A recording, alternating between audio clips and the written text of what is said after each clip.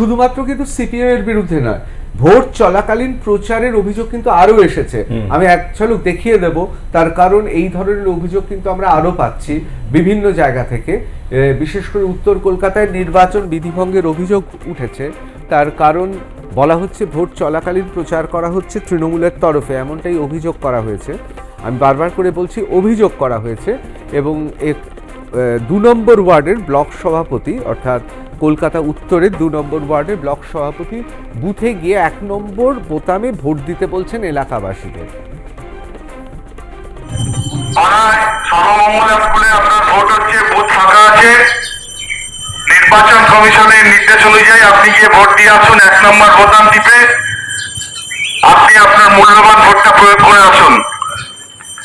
5 নম্বর দমদম রোডের সমস্ত পল্লীবাসীর কাছে আবেদন, আপনারা গিয়ে আপনার ভোট কেন্দ্রে গিয়ে আপনার ভোট প্রয়োগ করে আসুন। ভোট ফাঁকা আছে, 1 নম্বর বোতাম টিপে আপনি আপনার ভোটটা প্রয়োগ করুন।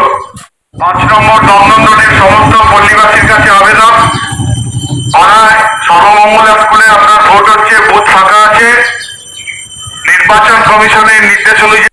দেখুন, মাইকের প্রচারটা সেইভাবে নয়, মানুষকে জানাবো যে আপনারা আসুন, এবার ভালো আছে, শান্তিপূর্ণ ভাবে আপনারা মতদান করবেন না। হঠাৎ করে নির্বাচন করলো, দেখুন এইটা কি, দেখুন এটা তো আজকে প্রচার হয়েছে, এটা প্রধানমন্ত্রীর ছবি দিয়ে একটা প্রথম শ্রেণীর জমিতে এটা প্রচার হয়েছে, তাহলে এটা কি কোনো অন্যায় না? এটা আজকে কি হতে পারে? এরপরে কি করে দেয়? আপনি কি বলতে পারেন 1 নম্বর বোতাম থেকে ভোট? 1 নম্বর বোতাম আমাদের প্রার্থীদের তো 1 নম্বর বোতাম, সেক্ষেত্রে তো আমি অন্য কোনো বোতামের কথা বলতে পারি না। দেখুন।